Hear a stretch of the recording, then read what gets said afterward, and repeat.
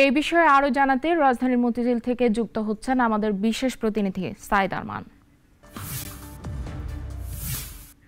সাইদ, একটু জেনে নিতে চাই সাধারণ গ্রাহকরা আর কি দাবি তুলেছেন, ব্যাংকাররা তাদের কি পরামর্শ দিচ্ছেন, বিস্তারিত কি তথ্য আছে এই মুহূর্তে আপনার কাছে?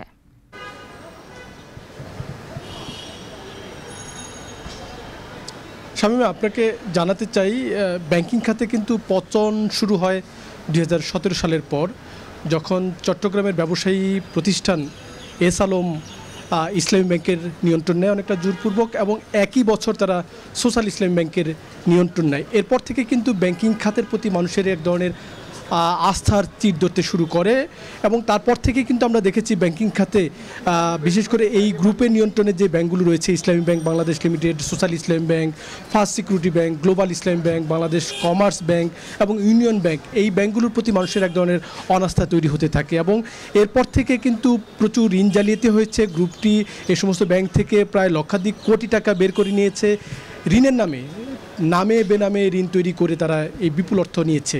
তারপর থেকে কিন্তু ব্যাংকগুলোর স্বাস্থ্যের অবনতি হতে থাকে।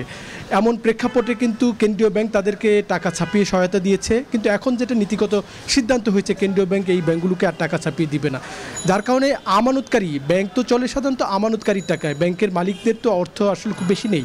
আমানতকারীরা কিন্তু এক ধরনের আতঙ্কে আছে ব্যাংকগুলোর এই যে নানা রকম জালিয়াতির খবরে, যে তারা তাদের গচ্ছিত অর্থ তিলে তিলে তারা যে সঞ্চয়টা ব্যাংকে জমা রেখেছেন বিশ্বাস করে সেই টাকাটা তারা ফেরত পাবে কিনা। একটি কথা জানাতে হবে যে মানুষ বেশি আতঙ্কিত হবার কিন্তু কোনো কারণ নেই। কারণ হচ্ছে বেশি আতঙ্কিত হলে যদি মানুষ সব আমানতকারী যদি ব্যাংকে চলে আসে, ব্যাংকের কিন্তু সামর্থ্য নেই সে টাকা ফেরত দেওয়ার, এবং এই বিষয়টি সবাইকে বুঝতে হবে, কেন্দ্রীয় ব্যাংকে বুঝতে হবে এবং অন্তর্বর্তীকালীন সরকারকে বুঝতে হবে যে মানুষের যাতে ব্যাংকিং খাতের প্রতি যাতে কোনোভাবে অনাস্থা তৈরি না হয়, একই সঙ্গে এই ব্যাংকগুলো যাতে আর পতন না হয় সেটিও কিন্তু নিশ্চিত করতে হবে, আমানতকারীদের আস্থাও নিশ্চিত করতে হবে। এবং একই সঙ্গে আপনাকে জানাতে চাই এই ব্যাংকগুলো দিয়ে কিন্তু প্রচুর প্রবাসী আয় দেশে আসে। ইসলামী ব্যাংক একা কিন্তু দেশে যে প্রবাসী আয় আসে তার 30% একা নিয়ে আসে।